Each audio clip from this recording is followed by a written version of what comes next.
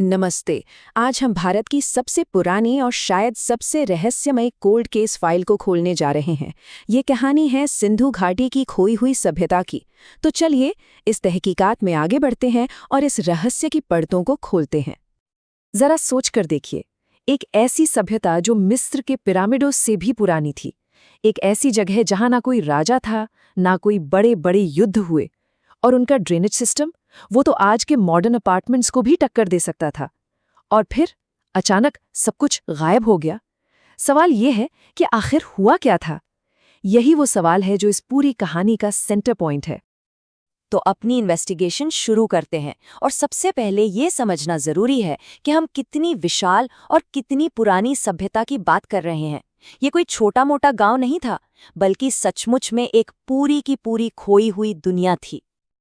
तो देखिए, इसकी कहानी शुरू होती है आज से लगभग 5300 साल पहले। 3300 बीसीई में सिंधु नदी के किनारे छोटे छोटे गांव बसने शुरू हुए। फिर आया इनका गोल्डन पीरियड 2600 बीसी के आसपास, जब इनके बड़े बड़े शहर बने और ये सिविलाइजेशन अपने पीक पर थी। लेकिन फिर 1900 बीसीई आते आते कुछ तो बहुत गड़बड़ हुई और ये शहर वीरान होने लगे। और जब मैं कहता हूं कि ये सभ्यता विशाल थी, तो मेरा मतलब है बहुत विशाल। ये 10 लाख स्क्वायर किलोमीटर से भी ज्यादा बड़े एरिया में फैली हुई थी। मतलब अगर आप प्राचीन मिस्र और मेसोपोटामिया दोनों को मिला दें, तब भी ये उनसे बड़ी थी। ये असल में एक सुपर सिविलाइजेशन थी। तो चलिए अब देखते हैं पहले सुराग, और ये क्लूज हमें मिलते हैं इनके शहरों के खंडहरों से। ऐसे शहर जिनकी सोच अपने समय से कहीं आगे, बिल्कुल मॉडर्न थी। इनके शहर कमाल के थे, एकदम वेल प्लान्ड। सड़कें बिल्कुल सीधी ग्रिड पैटर्न में, जैसे आजकल की मॉडर्न सिटीज में होती हैं। घर एक जैसे पक्की ईंटों के बने हुए। मोहनजोदारो में एक ग्रेट बाथ मिला है, एक विशाल पब्लिक स्विमिंग पूल जैसा। लेकिन सबसे अजीब बात पता है क्या है?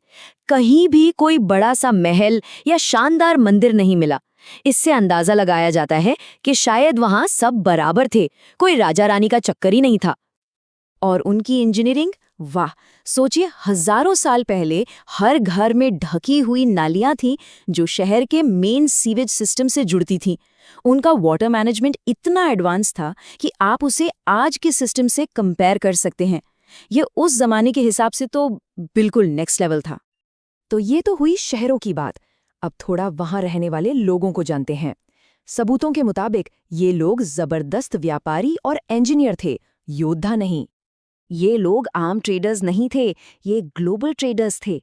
इनकी सील्स यानी मोहरें हैं मेसोपोटामिया तक मिली हैं, जो आज का इराक है। इंजीनियरिंग में तो मास्टर थे ही। गुजरात के लोथल में दुनिया का पहला डॉकयार्ड यानी बंदरगाह इन्होंने ही बनाया।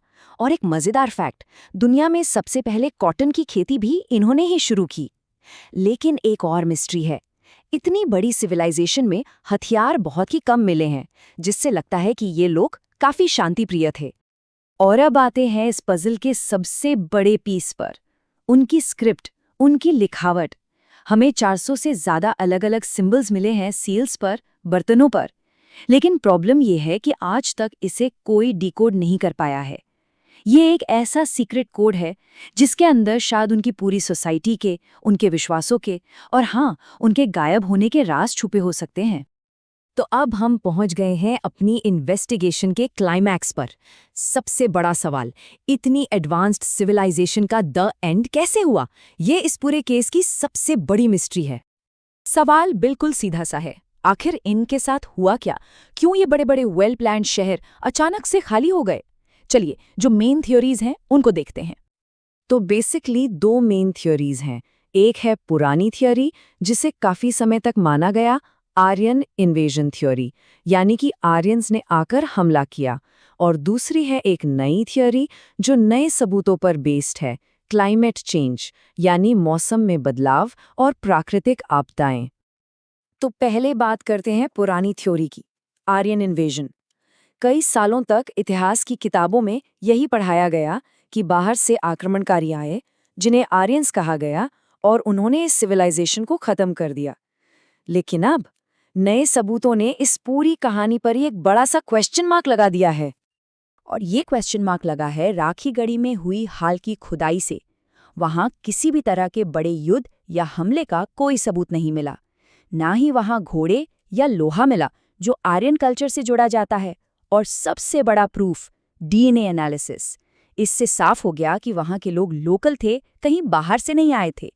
तो वर्डिक्ट साफ है, आर्यन इन्वेजन थ्योरी अब सबूतों पर खरी नहीं उतरती। तो अगर इन्वेजन नहीं हुआ तो फिर क्या हुआ? यहां आती है दूसरी थ्योरी, क्लाइमेट चेंज, और ये सबसे सॉलिड मानी जा रही है। ऐसा लगता है कि ये एक चेन रिएक्शन था। स्टेप 1, उनकी लाइफलाइन सरस्वती नदी सूख गई। स्टेप 2, इलाके में बड़े बड़े फ्लड्स और अर्थक्वेक्स आने लगे। स्टेप 3, नतीजा, खेतीबाड़ी फेल हो गई, खाने की कमी हो गई। और आखिरी स्टेप 4, लोगों के पास अपने शहरों को छोड़कर जाने के अलावा कोई चारा नहीं बचा। तो शहर तो वीरान हो गए, लोग चले गए। लेकिन क्या इसका मतलब ये है कि ये सिविलाइजेशन पूरी तरह से मिट गई? नहीं। हमारी इन्वेस्टिगेशन का आखिरी हिस्सा यही देखेगा कि इस एंशिएंट वर्ल्ड का असर आज भी हम पर कैसे है। इनकी विरासत आज भी जिंदा है हमारे बीच, जैसे कि उनका अर्बन प्लानिंग का कॉन्सेप्ट, उनके ट्रेड रूट्स की समझ, और हाँ, कॉटन की खेती जिसे उन्होंने शुरू किया था। लेकिन सबसे इंटरेस्टिंग है पशुपति सील, एक मोहर जिस पर एक योगी जैसी फिगर है। कई एक्सपर्ट्स इसे भगवान शिव का सबसे पुराना रूप मानते हैं, और ये एक बड़ी बहस है कि क्या हिंदू धर्म की जड़ें सिंधु घाटी तक जाती हैं। तो इस पूरी छानबीन का निचोड़ क्या है? अगर सब कुछ याद ना भी रहे तो बस एक लाइन याद रखिए, हड़प्पा यानी हाईटेक ड्रेनेज, और आर्यंस ने आकर आक्रमण नहीं किया। इस एक लाइन में दो सबसे जरूरी बातें हैं, उनकी टेक्नोलॉजी और उनके अंत की असली वजह। और आखिर में ये केस हमें एक बहुत जरूरी सवाल के साथ छोड़ जाता है। अगर क्लाइमेट चेंज एक इतनी एडवांस्ड, इतनी विशाल सिविलाइजेशन को मिटा सकता है, तो आज हम इससे क्या सीख सकते हैं? ये एक ऐसा सवाल है जिसका जवाब हम सबको मिलकर सोचना होगा।